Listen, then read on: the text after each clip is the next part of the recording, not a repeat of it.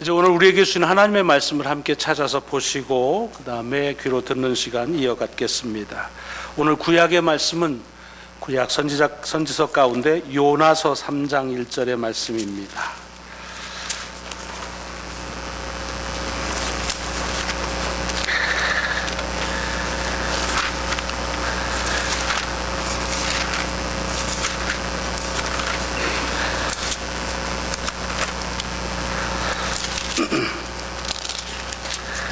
구약 요나서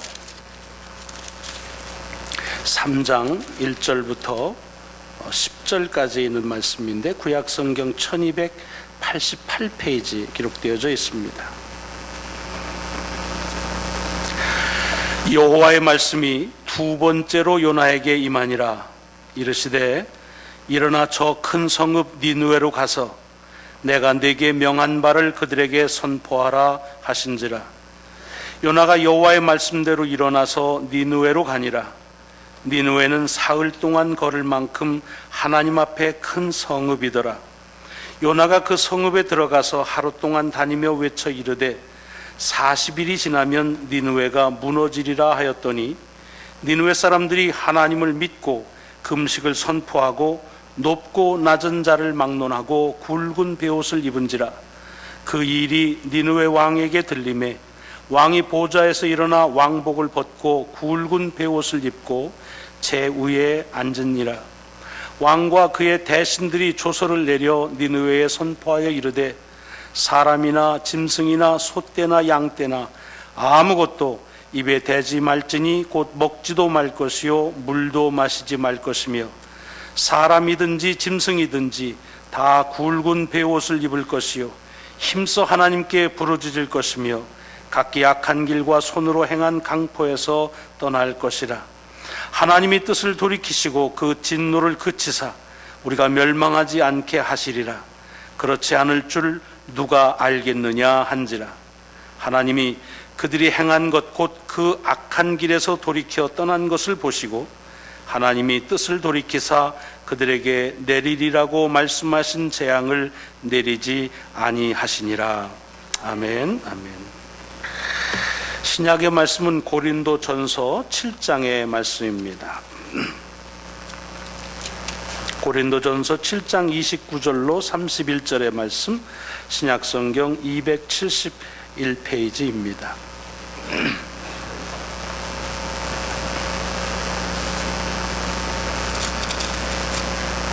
형제들아, 내가 이 말을 하노니 그 때가 단축하여진 고로 이후부터 안에 있는 자들은 없는 자같이 하며 우는 자들은 울지 않는 자같이 하며 기쁜 자들은 기쁘지 않은 자같이 하며 매매하는 자들은 없는 자같이 하며 세상 물건을 쓰는 자들은 다 쓰지 못하는 자같이 하라. 이 세상의 외형은 지나감이니라. 아멘. 아멘. 오늘 복음서의 말씀은 두 번째 복음서인 마가복음 1장의 말씀입니다. 신약성경 53페이지 마가복음 1장 14절과 15절 두 절의 말씀입니다.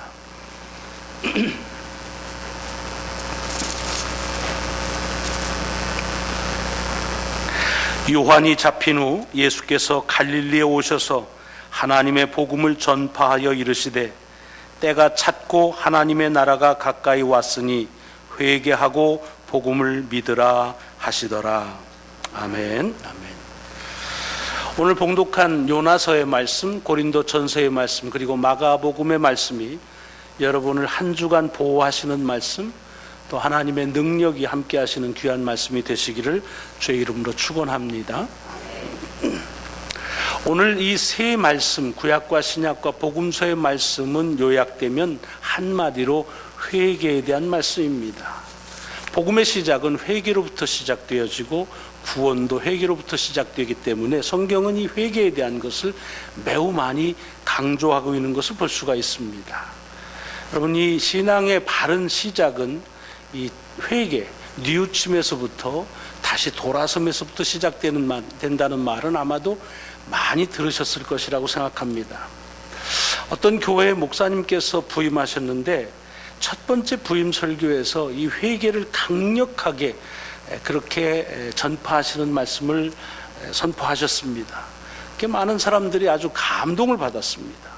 야, 이번에 새로 오신 목사님께서는 정말 능력의 말씀을 전하신다, 파워풀하다 그랬습니다. 그 다음 주에 됐는데 또 똑같은 회개에 대한 말씀을 하십니다. 강조하시는구나. 아, 정말 회개는 중요한 거구나. 감사하다. 세 번째 주가 됐는데 또 똑같은 말씀을 하십니다. 이상한데? 한 번 더 하시나? 네 번째 주가 되는데 또 똑같은 설교를 하시는 겁니다. 이렇게 매주마다 똑같은 회개에 대한 말씀을 하시니까 교인들이 점점 웅성웅성하게 되고 급기야는 인사 문제를 모이기 시작했습니다. 이렇게 목사님께서 똑같은 설교만 하시면 우리가 어떻게 신앙생활 할 수 있겠는가 해서 이제 인사 문제를 다루는데 우선 목사님께 왜 그러시는지를 여쭤봤습니다. 어떻게 그렇게 매주 똑같은 설교를 하십니까? 그랬더니 그분께서 하신 말씀이 복음의 시작은 회개로부터 시작되는데 회개를 하라고 했는데 전혀 회개하지 않습니다. 여러분들이 회개하지 않는데 내가 그 다음 무슨 얘기를 하겠습니까? 라고 하는 얘기로 큰 감동을 받았다는 얘기입니다. 이게 다른 교회 얘기니까 감동이지만 실제적으로 우리 교회에서 똑같은 설교의 말씀이 반복된다고 한다면 그것이 그렇게 감동으로 다가올진 잘 모르겠습니다. 회개는 우리에게 정말 필요하면서도 실제로 내 자신이 하는 데는 많은 결단이 필요한 것이기 때문에 그래서 성경 속에서는 여러 차례 많이 강조하고 있는 것을 볼 수가 있습니다. 바울이 또 요나를 통해서 그리고 마가복음에서 예수께서 직접 하신 말씀에 복음의 시작은 회개라고 하는 사실 다시 한번 여러 차례 강조해도 다음이 없는 그런 복음의 핵심이라고 하는 것을 다시 깨우침을 받습니다. 자, 이렇게 이 세 복음의 말씀, 성경의 말씀을 읽다가 제 개인적으로 이 구약에 있는 요나서의 말씀이 한 주 동안 제 마음을 많이 붙잡았습니다. 그래서 이 요나서의 말씀을 많이 들으려고 애썼습니다. 여러분, 요나서라는 책은 잘 아시지만 요나는 선지자 중에 하나입니다. 근데 사실은 다른 선지자들의 쓰신 그 예언서를 보면 그 선지자에 대한 얘기는 별로 나오질 않습니다. 특별히 호세아 같이 그의 결혼 생활을 통해서 메시지를 주신 것 제외하고는 사실은 그 사람이 누군지에 대한 것 이런 얘기들은 언급되어지질 않습니다. 그러니까 선지자라고 하는 것은 그냥 하나님이 주신 말씀에 더함도 덜함도 없이 그 말씀을 그대로 선포하는 자가 선지자입니다. 이 요나는 어느 시대의 선지자였냐면 여로보암 2세 때의 선지자입니다. 그럼 북이스라엘, 이스라엘이 남북으로 나눠진 다음에 이 북이스라엘의 여로보암 2세 때를 한번 인터넷에서 검색을 해보시면 아시겠지만 북이스라엘 역사에서 가장 부강한 때였습니다. 다윗 이후로 솔로몬 이후로 가장 부강한 때가 여로보암 2세 때입니다. 근데 참 그 역사를 보면 이렇게 잘 살만할 때는 경제적으로 부강할 때는 또 그와 정반비례해서 신앙적으로 완악할 때라는 사실을 늘 깨닫게 합니다. 그래서 여로보암 2세 때는 신앙적으로는 매우 완악했던 그런 신앙의 위기의 시대라고 그렇게 꼽는 역사가들이 참 많습니다. 여러분, 이 예언자들, 선지자들이 부름을 받을 때에는 하나님의 말씀대로 잘 살던 시대가 아닙니다. 그러니까 하나님께서 어떤 선지자를 통해서 많은 역사를 이뤘다는 말은 그 시대가 신앙적으로는 암울했던 시대라는 것을 반증해 주는 것입니다. 이를테면 아합 왕 시대가 그랬고 이 여로보암 2세 때가 그랬습니다. 이 여로보암 2세 때에 또 다른 부름을 받은 선지자가 있었는데 그 사람이 아모스입니다. 여러분, 아모스서를 읽어보시면 저희도 대학 다닐 때 데모하려고 하면 제일 많이 인용한 게 이 아모스입니다. 정의에 대한 얘기, 불의를 항거하는 이야기가 아모스에는 가득 차 있습니다. 서슬이 포런 내용들입니다. 근데 그 시대에 똑같이 요나도 부름을 받아서 북이스라엘에서 선지 활동을 했던 사람입니다. 자, 선지자가 아까 말씀드린 대로 하나님의 말씀을 그대로, 그것이 정의면 정의대로, 하나님 앞에 우상 숭배에 대한 그런 지적이면 지적대로 그대로 전파하는 사람들입니다. 그런데 요나서는 어떻게 시작합니까? 하나님께서 주신 말씀에 정면으로 그것을 거부하고 그리고 하나님을 떠나서 도망을 가는 이야기로 시작됩니다. 여러분, 이 요나가 나쁜 사람이 아닙니다. 물론 특별한 재능을 가진 것은 모르겠지만 적어도 하나님께서 그를 부르셔서 하나님의 말씀을 전할 수 있다고 한다면 그 말씀을 전할 만한 그와 같은 준비라고 하면 준비고 또는 강권적인 역사라면 역사로 쓰임을 받을 수 있는 사람이었습니다. 그런데 선지자라고 하면 절대로 하지 말아야 될 하나님의 말씀에 거부하고 그리고 그 말씀에서 떠나는 일을 이 요나서는 시작합니다. 그리고 그게 이 요나서, 선지서의 예언서의 시작입니다. 왜 그랬을까? 아시는 대로 요나가 그냥 게을러서 그런 게 아닙니다. 자기 스스로 하기 싫다는 것 때문에 핑계대서가 아니라 하나님께서 가서 전하라고 하는 지역 때문에 그랬습니다. 어디로 갔냐면 니누웨로 가라고 그랬는데, 니누웨가 어디냐면 당시에 북이스라엘과 상당한 긴장 관계를 가지고 있으면서 호시탐탐 북이스라엘을 침공하려고 했던 아수르라고 하는 나라, 아시리아가 있는데 그 아수르의 그 수도가 니누웨입니다. 그러니까 쉽게 말하자면 지금 긴장의 적대 관계를 가지고 있는 적국의 수도에 가서 하나님의 말씀을 전하라고 하는 말, 그건 제가 생각해도 어불성설로 드리기가 매우 쉽습니다. 하나님의 말씀이 누구를 위한 것입니까? 하나님의 백성들을 위한 것입니다. 그런데 지금 니누웨, 이 아시리아는 하나님의 나라인 이스라엘과 적대하고 있는 나라입니다. 그런데 거기를 가서 하나님의 말씀을 전한다는 것은 뭔가 좀 잘못되고 있다고 하는 생각을 쉽게 짐작할 수가 있을 것입니다. 다 그것만은 할 수 없다고 하는 것에 그렇게 큰 무리가 가는 얘기가 아닙니다. 그래서 그는 다시스로 서쪽으로, 지금의 스페인 쪽으로 가기 위해서 배를 타고 가는데 아시는 대로 배가 풍랑을 만나게 되고 그 풍랑의 원인이 하나님의 말씀을 따르지 않았던 자기 자신이라는 것을 그가 회개하고, 그리고 자기를 바다에 던지라고 해서 바다에 던졌더니 하나님께서 큰 물고기로 그를 다시 잡게 하고, 그래서 사흘 동안 물고기의 뱃속에 있다가 토로에서 회상하게 됩니다. 이게 요나서 1장과 2장의 첫 번째 부르심에 대한 이야기입니다. 그리고 나서 오늘 본문인 3장이 시작됩니다. 3장 1절은 이렇게 시작되죠. 여호와의 말씀이 두 번째로 요나에게 임하니라. 이르시되 일어나 저 큰 성읍 니누웨로 가서 내가 내게 명한 바를 그들에게 선포하라. 여러분, 지금 니누웨로 가라고 하는 이야기를 다시 요나에게 하나님이 하셨다는 말, 우리는 그냥 일상적으로 들을 수 있습니다. 한번 얘기해서 안 들었으니까 다시 얘기한다, 쉽게 우리가 생각할 수 있는 그런 대목입니다. 그러나 사실 조금만 생각해 보면 하나님께서 이 요나를 두 번 부르셨다고 하는 일이 그렇게 일상적인 이야기는 아닌 것처럼 느껴집니다. 왜냐하면 사실은 이 요나가 한 번 불렀을 때 첫 번째 부르심에 실패한 사람입니다. 실패 정도가 아니라 항거한, 거부한 사람입니다. 하나님의 말씀을 어떻게 거부할 수 있습니까? 그런데 그런 선지자임에도 불구하고 그 하나님의 말씀에 불순종하고 그래서 곤혹을 치른 사람입니다. 정말로 실패라고 한다면 그 실패 막장까지 갔던 그런 사람입니다. 근데 그 사람을 다시 부르신다는 것입니다. 저는 이 두 번째 부르신다는 1절의 말씀에서 생각이 멈추고 그리고 눈길이 많이 멈췄습니다. 왜 하나님께서 두 번째 다시 요나를 부르셨을까? 그냥 첫 번째 부르심에 그대로 응답하고 했으면 참 좋았을 텐데 그 첫 번째 부르심에 실패하고 낙심했던 그를 왜 다시 부르셨을까? 아하, 그 당시에 선자로 부름을 입을 만한 사람이 그리 많지 않아서 그래도 그 중에 요나가 낫기 때문이었을까?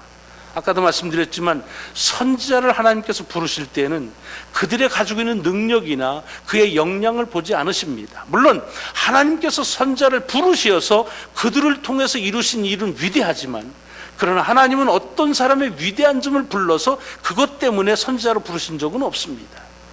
그러니까 어떤 때는 하나님은 누구를 부르시지도 않으시면서도 얼마든지 하나님의 일을 너끈하게 스스로 하실 수 있는 분이십니다. 왜? 그럼에도 불구하고 한 번 말씀에 순종하지 않고 한 번 실패한 그를 다시 부르실까? 이것은 다분히 요나에 대한 배려라는 생각을 지울 수가 없습니다. 다시 말하면 이제 이렇게 한 번 하나님의 부르심에 그가 거부하고 불순종하고 실패하고 인생이 끝날 수 있던 사람입니다.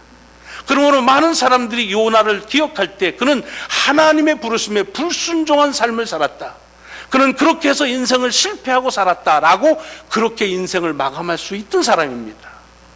그런데 하나님께서는 그 요나에게 그렇게 불순종한 것으로 끝나지 않도록 다시 저에게 기회를 주시는 겁니다.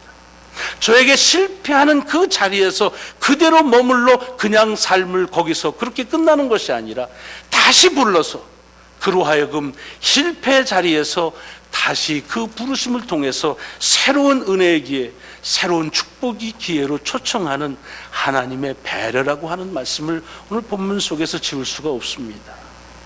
여러분, 하나님은요, 우리로 하여금 당신의 부르심에 거부하고 불순종하고 또는 실패한 것을 그대로 그것이 저에게 주어지는 그런 마음으로 그냥 그렇게 끝내게 하시지 않으십니다.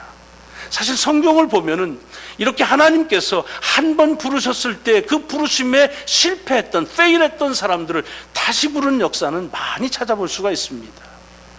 시간 관계로 구약과 신약에서 한 분씩만 보면 구약에서는 모세를 볼 수가 있습니다. 그럼 모세가 누굽니까?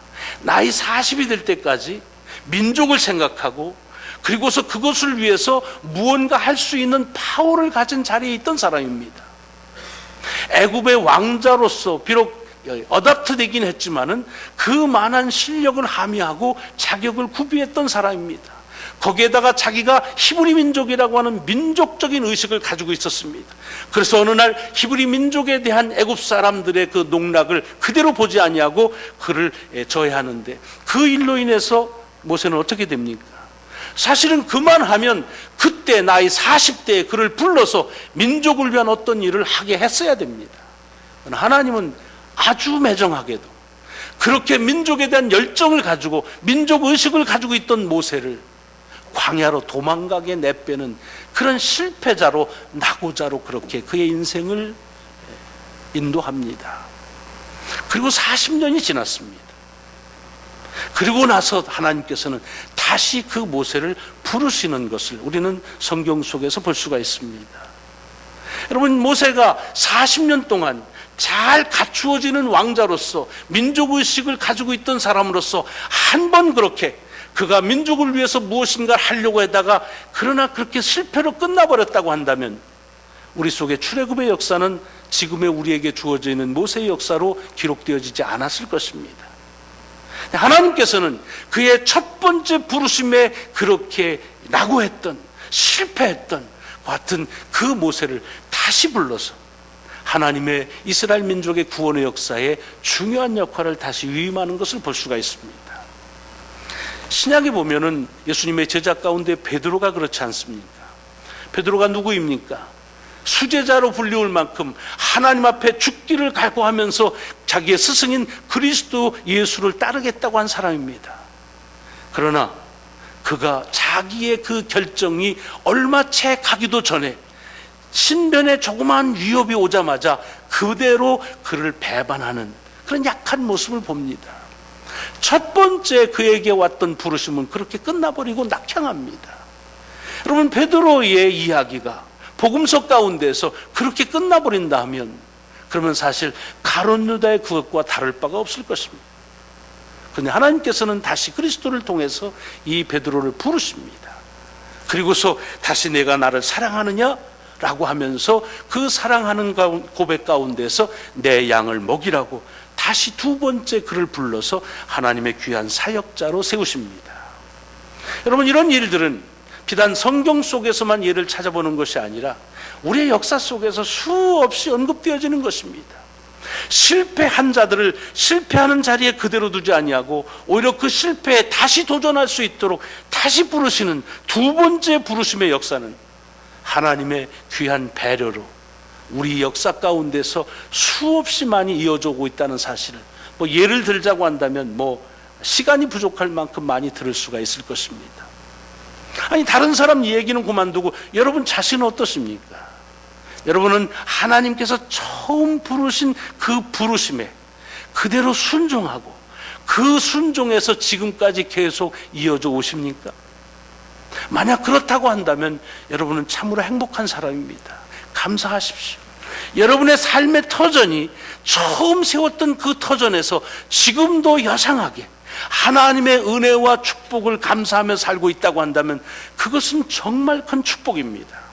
그러나 제 자신을 봐도 그렇고 우리 주변의 많은 분들이 그렇게 첫 번째 부르심에 순종하면서 삶을 이어오지 못하는 안타까움을 많이 얘기합니다.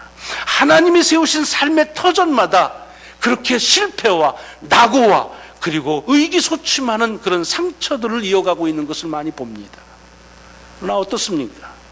하나님께서는 우리의 실패 자리에서 우리를 다시 부르셔서 그래서 그 실패에 다시 대면하게 하시는 역사가 사실은 오늘 우리들에게 이어져 오고 있다고 해도 과언이 아닙니다. 그러면 오늘 여기 요나서에 이 요나를 두 번째 부르신다고 하는 실패하고 불순종한 그 자리에서 다시 부르시는 것은 하나님의 축복이 아닐 수가 없습니다.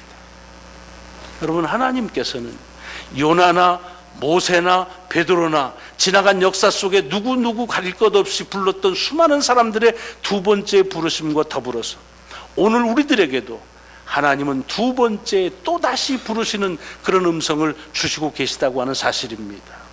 그럼 혹시 요즘에 살아가는 삶이 좀 힘드시다고 생각하시면 그 삶을 피하고 그리고서 그곳에 그냥 실패자로 있는 것이 아니라 다시 그 실패에 대면하게 하는 그런 하나님의 부르심이 있다는 사실을 기억하십시오. 하나님께 불순종한 것으로 여러분들이 여러분의 신앙생활에 소위 시험이 든다고 하신다면 그것으로 인생을 끝나는 것이 아니라 다시 하나님은 그 시험의 자리, 그 불순종의 자리에서 하나님은 다시 우리를 부르시어서 순종의 자리로 인도하시는 그런 배려와 축복이 있다는 사실을 기억하시길 바랍니다. 이렇게 하나님의 두 번째 부르심이 축복이면 또 하나 이 본문 속에서 깨달아야 될 것은 뭐냐?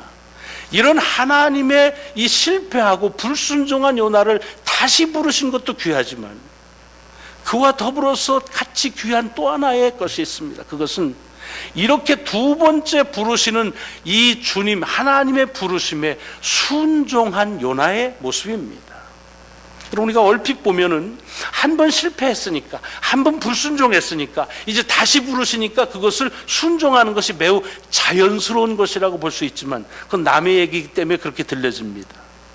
여러분이 만약 요나라고 생각하신다고 한다면 하나님께서 이렇게 실패하고 불순종하고 있는데 그래서 죽을 고비를 넘기고 어떻게 하다가 이제 겨우 다시 소생해서 살아가고 있는 그런 그 처지에서 다시 여러분을 부르셔서 그 실패한 곳에 다시 가라고 한다면 여러분들은 그것이 감동으로 다가오시겠습니까? 저는 제 자신을 볼 때 그것은 전혀 감동으로 다가올 것 같지가 않습니다. 왜냐하면 이미 내게 경험이 있습니다. 아니, 다시 부르시는 건 좋지만 왜 또 그 니느웨야? 내가 그렇게 싫어했고 이것은 옳지 않다고 했는 것 이미 얘기했는데 왜 또 나를 그곳으로 가게 하는가? 아마도 내 속에서는 울컥하는 그런 반항의 모습이 아마 내 속에서 있어졌을 것입니다. 충분히 그렇습니다. 다른 곳으로 가라고 한다면 모르지만 내가 이미 실패했던 건데 그 실패 이유가 무엇인지 나는 너무나 잘 알고 있는데 근데 왜 나보고 그 실패 자리에 또 서라는 것인가?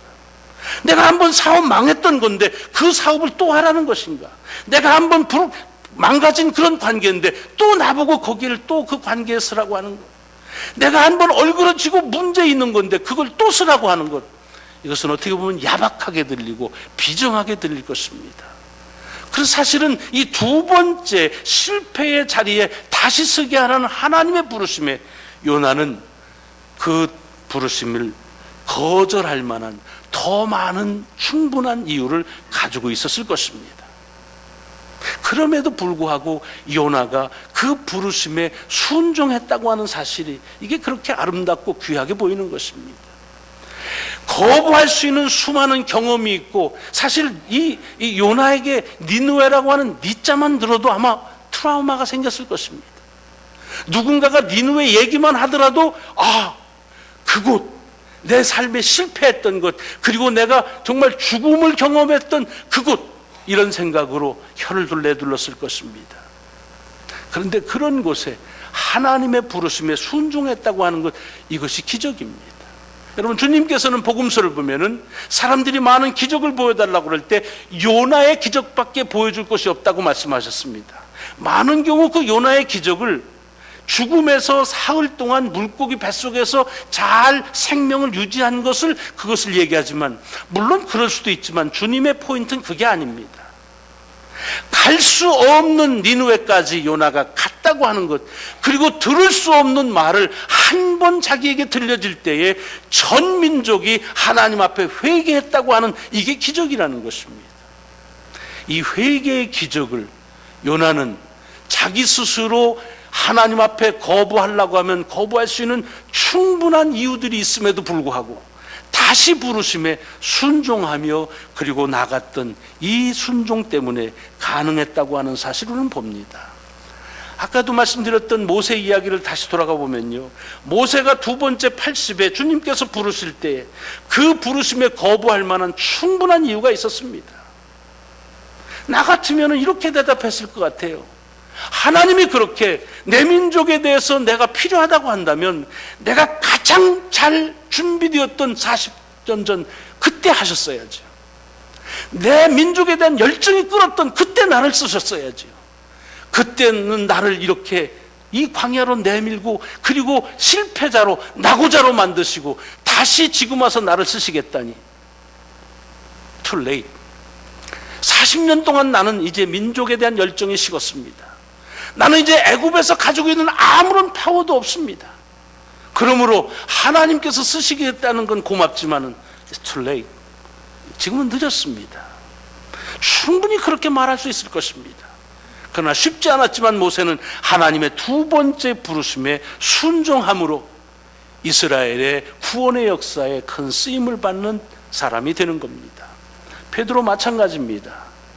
그렇게 주님을 모른다고 하고 자기 스스로 했던 그 각오를 삽시간에 그렇게 짓뭉개버리면서 낙오자로 실패자로 낙향했던 그에게 주님께서 다시 부르실 때 어떻게 대답합니까? 네가 나를 사랑하느냐?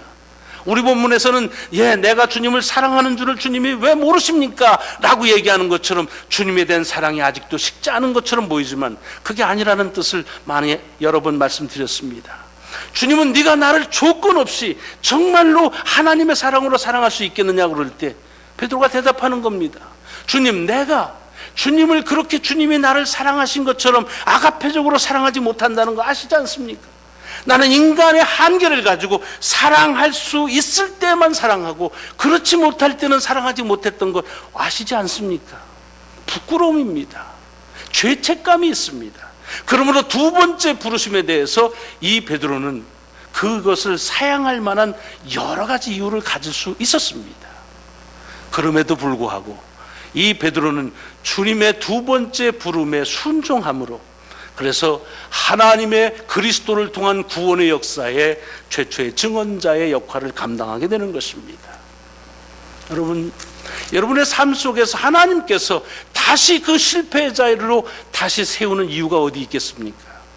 그것은 우리로 하여금 우리의 삶을 실패한 자로 끝나지 않기 위해서, 우리로 하여금 불순종하고 살았던 사람으로 그렇게 우리 인생을 끝나지 않기 위해서 다시 우리를 부르셔서, 그래서 우리로 하여금 순종의 자리로, 성공의 자리로, 소망의 자리로 다시 세우시기 위한 하나님의 배려라고 하는 것입니다. 아마도 여러분 가운데서도 삶의 여러 가지 경험 속에서 첫 번째 부르심에 실패하신 경험이 많이 있을 겁니다. 첫 번째 삶의 처지가 녹록지 않아서 포기했던 건 많이 있을 것입니다. 그것이 실험실의 실험이 될 수도 있고, 그것이 학교의 문제, 직장의 문제, 가정의 문제, 또는 인간관계의 문제, 무엇이 될 수도 있을 것입니다. 그래서 이제는 그 실패했던 것에 그 첫 글자만 나와도 그것이 내게 있어서는 트라우마가 된 것처럼 피하고 싶은, 피할 수밖에 없는 것이라고 그렇게 얘기할 수 있는 것들이 있을 것입니다. 오늘 아침 이 요나의 두 번째 부르심을 통해서 우리에게 주는 도전은 그것입니다. 다시 그 일에 다시 서보라는 것입니다. 다시 그 실패에 다시 서보라는 것입니다. 그 좌절에 다시 서라는 것입니다. 그 불신앙에 다시 서라는 것입니다. 왜? 우리의 삶은 실패로 끝낼 수 없다는 하나님의 귀한 은총의 배려라는 것입니다. 제가 저희 어머님 장례를 모시면서 여러 가지 많은 아쉬움을 가졌습니다. 물론 부모와 사별하는 일이 아쉬움이 얼마나 크겠습니까? 많은 제 자신의 아쉬움도 많이 있고 또 어머님에 대한 아쉬움도 참 많았습니다. 주어지는 삶 속에서 하나님께서 주시는 그 시간 속에서 이렇게 살으셨으면 참 더 좋았을 것이다 하는 대단히 불효적인, 그리고 아들이 갖지 말아야 될 마음이지만 그런 마음들이 제 속에 떠나지 않았습니다. 그러면서 제게 주시는 말씀입니다. 너는 어떠냐? 내가 지금 낙오했다고, 실패했다고, 좌절했다고 하는데 다시 내가 너를 세운다고 한다면 과연 너는 그 부르심에 순종할 수 있겠느냐? 오늘 아침 요나의 두 번째 부르심에 순종한 것이 크게 제게 다가오고 여러분들에게 다가오는 이유는 그것이 아닌가 싶습니다. 여러분, 여러분의 삶이 실패한 것은 그냥 실패함으로 끝날 수가 없기 때문입니다. 여러분의 삶에서 하나님의 말씀에 불순종한 것이 불순종한 것으로 끝날 수 없기 때문입니다. 하나님의 다시 부르심, 두 번째 부르심에 그러므로 순종해야 될 이유가 거기에 있습니다. 물론 기회가 두 번만 주어지는 건 아닐 것입니다. 제가 한번 생각해 봤어요. 만약 요나가 이 두 번째 부르심도 거절했다면 하나님이 어떻게 하셨을까? 에이, 들어놈의 자식, 그만두고, 그리고 포기하셨을까? 아니었을 것입니다. 아마 또다시 그를 세워서, 그래서 다시 그 부르심을 또 불렀을 것입니다. 세 번째 페이라면 다시 네 번째 또 불러서 그로 하여금 하나님의 부르심에 순종할 때까지 저를 세워 결국에는 하나님께서 저를 실패자로 끝나지 아니하고 하나님의 귀한 말씀을 말씀대로 전하는 선지자로서의 삶을 살게 하시는 그런 배려가 이어지지 않았을까 생각합니다. 이것은 요나에게만 주어지는 말씀이 아니라 우리들 자신에게 주는 하나님의 배려이십니다. 여러분을 붙잡고 있는 실패가 있을 겁니다. 여러분을 붙잡고 있는 불순종이 그것이 있을 것입니다. 좌절이 있을 것입니다. 오늘 아침 주님께서 여러분의 그 실패에 다시 세우는 것, 비록 부담되고 충분히 그것을 내가 거부할 수 있는, 안 된다고 하는 것으로 그렇게 우리 스스로 말할 수 있는 이유가 있다 하더라도 하나님께서 내게 그리 세우신 것은 내가 너를 실패자로 그리 끝나게 할 수가 없다. 내가 네 가정생활을 이렇게 끝낼 수는 없다. 내가 내 직장의 문제를 이렇게 끝낼 수는 없다 라고 하는 하나님의 배려로 다시 세우심으로 믿으시고, 그리고 그 부르심에 순종하는 저와 여러분이 되시기를 주의 이름으로 축원합니다.